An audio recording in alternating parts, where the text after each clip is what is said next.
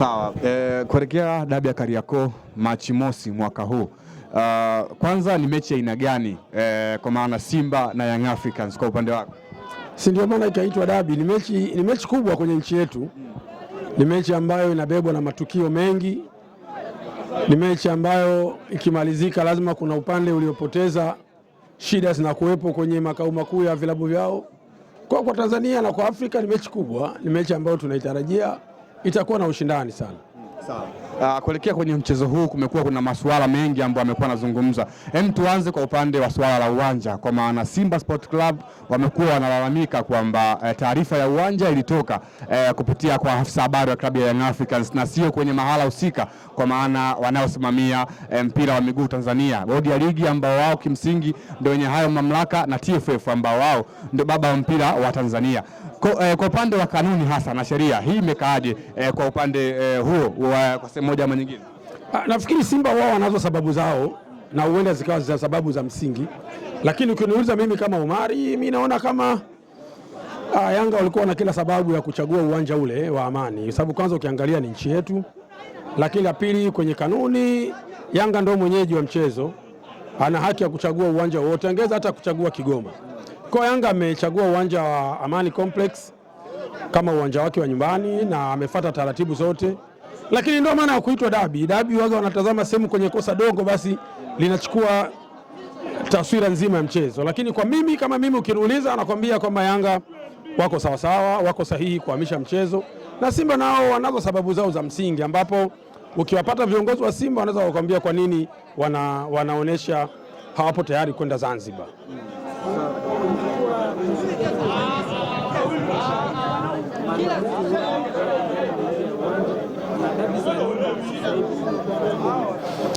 Ni kweli, unajua dabi yoyote ina maandalizi mengi sana nje ya uwanja. Kama hii inayozungumzwa tutaenda Zanzibar, tuende Zanzibar, pia ni maandalizi na ndio ladha ya dabi. Hasa ukiangalia kimaandalizi timu zote mbili zinafanya maandalizi. Young Africans ambao ni wenyeji wanafanya maandalizi, hata hao Simba ambao wanasema hawaendi Zanzibar, si kana kwamba wamebweteka, nao wako katika maandalizi. Kwa nadhani timu zote mbili zipo kwenye maandalizi, na mwisho wa siku aliyejiandaa vizuri na mwenye bahati atakwenda kupata matokeo.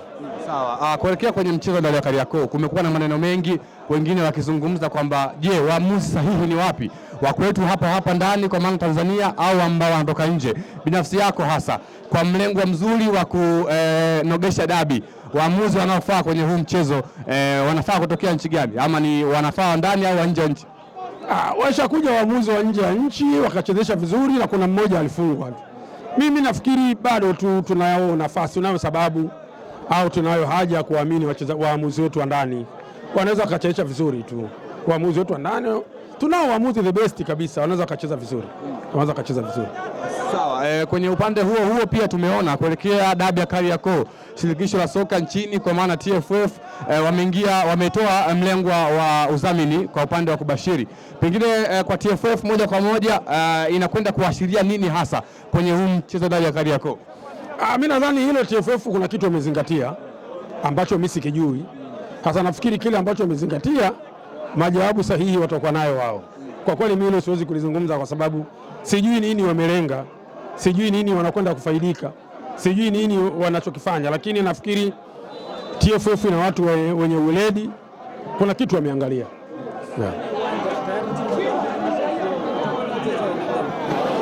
Kiufundi unakuwa mchezo mzuri. Unajua ukiangalia Yanga anayo nafasi sana ya kupata matokeo kwa sababu zifuatazo. Ukiangalia kikosi cha Yanga kina wachezaji wengi ambao wana experience ya kucheza dabi. Ukiangalia kuna mchezaji kama vile Diara kishacheza dabi sana.